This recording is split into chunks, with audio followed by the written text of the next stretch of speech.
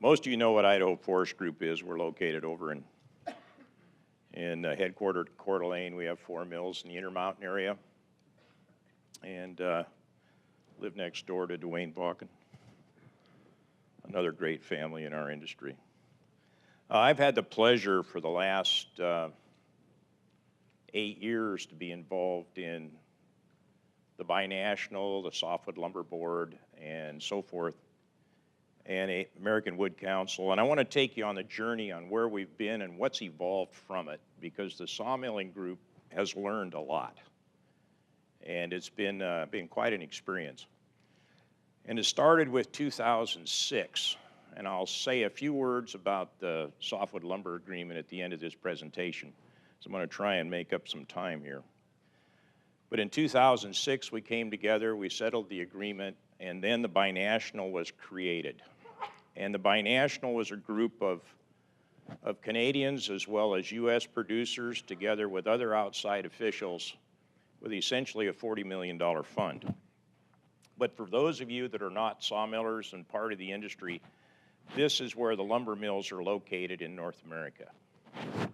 And it takes all of the mill's production, but there's essentially 4 areas, and in the past we all didn't get along very well because we didn't need to work together. We're species-specific areas. You have the U.S. South, for example, the Pacific Northwest that Tom was talking about, Alberta and British Columbia, and then you have the eastern side of Canada, Quebec, Ontario, and so on. But that gives you an idea where the supply comes from, because the consumption in the United States, we do not have enough wood to supply it. We need Canada. And as you'll see with some information I'm going to share, we're also going to have Europeans in our backyard before long. Just to give you some background to follow for thinking as we go through the process, and this came from Kevin Bynum over at Western Wood Products Association, who happens to be one of my favorite economists. But this gives you an idea of where we think he and we as the industry think we're going to go in a traditional thought process of housing starts. Now, inside the housing start numbers, there's some changes. It's interesting to look at multifamily because it's getting a lot of discussion now and will in the future, especially as we look at shelter. We look at the lumber demand that's behind the housing starts, and you can see what kind of growth is being anticipated out through 2019. And these numbers are significant. The repair and remodel sector is a number in and of itself, and that's because the average age of a home now is 40 years old. And the repair and maintenance curve is very predictable in that regard. Lumber imports, here's Canada, and they're very important to the process of meeting our market needs in the United States. When we settled the agreement, the largest trade case in the history of the United States, roughly, well, several billion dollars, $1 billion of which came to the United States. Half of that went to the industry. The other $500 million was broken down between the U.S. Carlton Owens Group, American Forest Foundation, which is Tom Martin. I think between them it was $350 million went to those 2 groups. $100 million went to Habitat for Humanity, and then $50 million was set aside for the Bi-National. And the Bi-National is a group I talked about earlier. Of the $50 million, 10 was set aside for dispute resolution, and $40 million was set aside to promote forest products. And that was the beginning of what you see today with the Softwood Lumber Board. That's where it all started. I didn't join the Bi-National until 2008. And through that, of the 40 million, I think there's 13 or 14 million feet left, 50 million feet, $14 million left. And what that did for us, we learned with the spending. Some projects worked, some programs worked, some didn't. But to get us where we are today, it took a lot of time and effort on a lot of people's parts. The leadership we have today, which is the Softwood Lumber Board that we have now, we have Steve Lovett, our CEO, and Case Yeager as our marketing director, do an outstanding job, and I'll talk a little bit more about the restrictions that we work under to get the work done. One of the first things we did with the Bi-National was to look across the landscape of all the associations involved in forest products. And I think the work was done by KPMG, but the results were there were the associations in Canada with roughly $75 million in budgets, $95 million in the United States with $375 million in budgets. We couldn't find an association there that had a model that we were interested in. So it was important for us to strike out on our own. Through this process, we learned a lot because our industry had changed. During this time, the large companies that were fully integrated with paper, manufacturing, and timber were all broken up into TIMOs and other sold off to other families and so forth. And what I mean by family owned, I look at Georgia Pacific as being family owned, even though it's a large company. I look at the large public companies that are controlled by families, family valued companies. We also learned we didn't have a strategy, we couldn't find a strategy. We had to develop it. But we also found out we were really light in the communication area. From there, we started to look at Europe because they were successful. Austria was mentioned earlier, and Austria is very successful. They're an exporting company, and they set about in Italy to change the consumption per capita of wood, and they were successful doing it. We also learned at the time there was a lot of talk around green. The carbon messaging was starting to get a fair amount of attention, and non-residential was an opportunity because of what we had seen in Europe. We needed industry support. We didn't quite know how to do it, but the Canadian counterparts and U.S. industry were at least talking because we had settled an agreement, and we were on our way to figuring out what we didn't know. The first order of business was the American Wood Council. Very important to our industry, one that we had not paid a lot of attention to because it was under AF&PA, going clear back to the National Forest Products Association. Andrew Miller and some of the other executives saw the need for us to get involved in our codes and standards for our industry and for our products. While we were in conflict with Canada and other producers in the South and so forth over our species, we had given up the fact that the market share was being taken by steel and concrete. We weren't paying any attention to it. So we corrected that. So we got involved with the American Wood Council in 2010. It represents solid wood, represents engineered wood, represents panels. It's operated. The board of directors are all CEOs and owners, and we're quite focused, no issue creep, and we have a process for conflict resolution. This is the market over the years that we've taken for granted. Then we looked at non-residential, existing codes at the time, and found that we had a 3 billion foot market in front of us, of which we were only penetrating $880 million worth. Great opportunity for us, great place to start. Engineered wood's been talked about with Michael and Thomas, but you can see it goes clear back to the early 1900s. Cross-laminated timber came about in 1998. The gentleman is Wolfgang Beira from KLH in Austria, and the University of Graz helped him develop it. And that's where it started. And we've seen these pictures before, and we'll move on. The Bi-National got involved with the tall building concept. And under our leadership, they selected SOM, Skidmore, Owings & Merrill, who's built 5 of the last 7 or 8 tall buildings in the world. And I've had the opportunity to spend some time with Benton, and very interesting. This slide came from Skidmore as part of the process on the tall building. And so we're looking at 11 billion people. Thomas said 9. But just using current growth rates from Geneva, Switzerland, the UN, this is what they're talking about in 2050. 11 billion people on the planet. These, of course, is what's necessary for successful building design. The Timber Tower project you're all aware of. I will say the model rested in an alcove next to the stairway where the Secretary of Agriculture had to go up to his office. So we got some really good attention with that. As you know, that building is a hybrid building, And the bottom line with a building for a sawmill producer like myself, it's 3.5 million board, or 3.9 million board feet in one structure. That's a major user of lumber.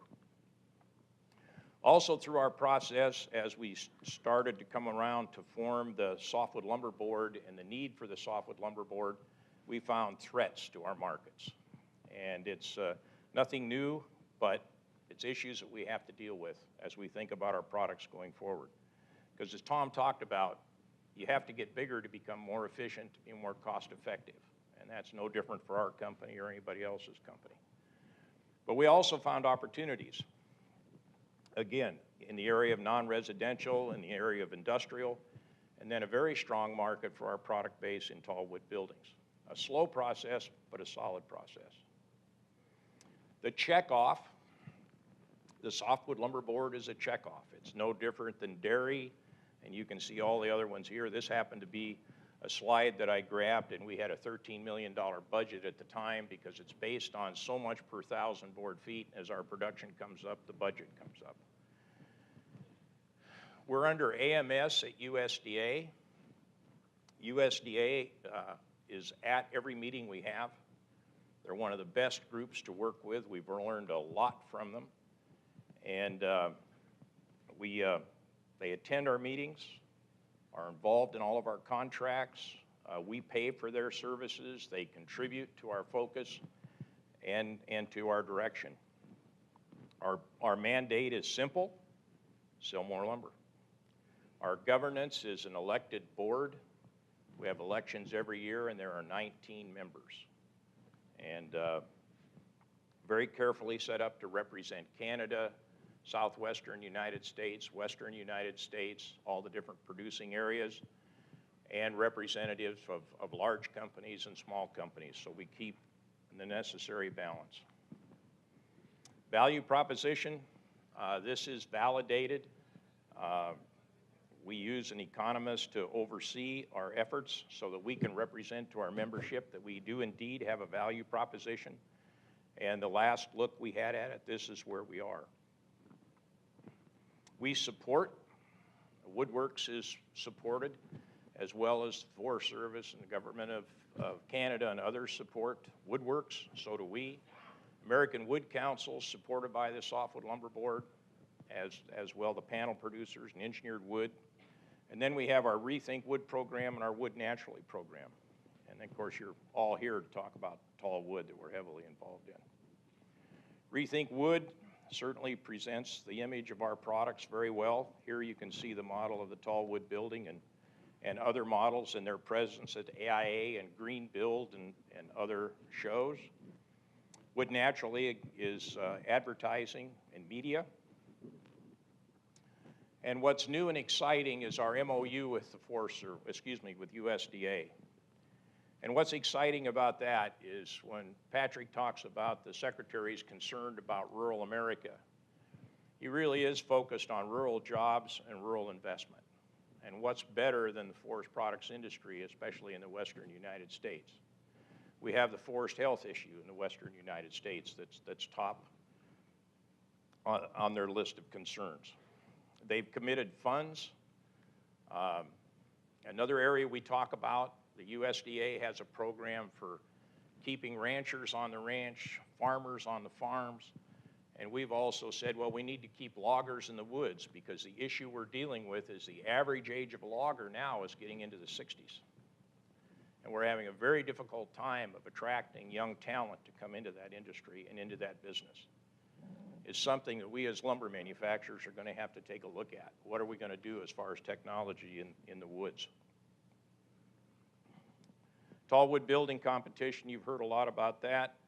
Who would have ever thought a sawmiller and a Secretary of Agriculture together with the rest of us would be standing in New York City at an award ceremony to give a check for the Tall Wood Building Award in New York? It's a long way from Laclede, Idaho. This happens to be, I put this one in, I'm being a bit selfish, and nail laminated timber is one that I'm especially interested in. We took a hard look at CLT with the KLH out of Austria, and the time just wasn't right. It hasn't matured yet to the level where you can, in our estimation, build a plant. A plant's $30 to $35 million. Nail laminated timber doesn't require a plant, and one we think that has, for our product line and other product lines, has a great future. It's very simple to manufacture. Here you can see them assembling the units and create architecturally significant structures. And to me, that's really quite exciting for our products. Our investment and our focus and going after medium rise buildings, our efforts at the American Wood Council, where we have a project now 12 stories by 2021 in the codes, is bringing out steel and concrete. Politically, we know that they're asking for their own checkoff. They can't obviously do it under USDA because it's not an agricultural product. But nonetheless, they see us and they're concerned about us. We're seeing we've had some fires, which is our Achilles, as everybody knows, and the environmental issues as well. So we have some exposure. We have some smart people looking at where we need to be and what we need to do. And this happens to be one of them. And I'm showing this to you because this particular program is in its embryonic state. It is not funded by the Softwood Lumber Board. We did pass a resolution advising our membership to take a look at it and, if appropriate, support it. But it's being, the funders, the people behind it are Tom Lindquist and Tim Punk. They're now of Weyerhaeuser. They were with Plum Creek. But they saw the need, and we've discussed it on several occasions, that we need to desensitize people to logging. Simply put, we need to address the environmental issues of the harvest process and start a program using mixed media to get there.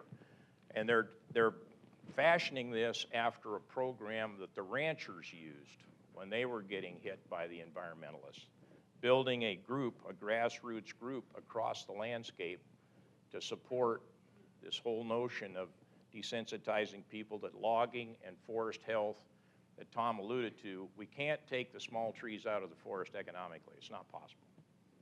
There needs to be a merchantability requirement and a return on investment to do it. But so far, with their modest budget, they've been able to make headway. And we think there's something of substance here. Doesn't fit our criteria as far as promoting lumber for the Softwood Lumber Board, but certainly addresses an important aspect of our industry. Again, this is just a slide on how they deal with it. Our Softwood Lumber Board has to be revoted this year. And in addition to the USDA involved and our operating requirements, our overhead can be no more than 8%. We make sure we maintain adequate reserves for the security of all of our people and programs that we support. The value proposition is significant. We've gotten great response from industry members. But there are two tests, and we're very sensitive to it. One is a production test, which with the concentration of mill production is not hard to get, but there's also a head count. And there's 242 companies that will vote on this in August. So we don't take anything for granted. We have a program in place to continue to support this vital program. The results, as you can see with this group in attendance in this conference, speak for itself. It's very valuable to us. Outreach and education is one that's been front and center for us, but now is gaining a lot of support. And as we get into the design competition, we look at the universities, the architectural schools. There was a design program with Parsons. Those will expand in the future. We have a lot of operators and owners throughout the United States that support various educational institutions, and we're looking at how that money is funded and where can it be funded for the benefit of these types of efforts. Softwood Lumber Agreement. expired last October, and there's a year set aside, simply put. A lawsuit to make a trade case out of this cannot be filed until October. You probably heard 10 days ago when Trudeau met with Obama in Washington, D.C., that the Softwood Lumber Agreement was on the agenda. Obama did talk about it in his comments, and I'm not involved in the discussions, but I understand there are discussions underway, and that I personally feel, because the whole Canadian industry as well as the U.S. industry, we now know each other. And we've had a chance to work together for the last 6 years. So I think that minds will prevail and good things will happen. However, that said, industry can't negotiate this thing. It's government to government, and the governments take into consideration environmental considerations, national home builders considerations, and a plethora of other people to be involved in this besides the manufacturing industry. So with that, that's where we are. Thank you.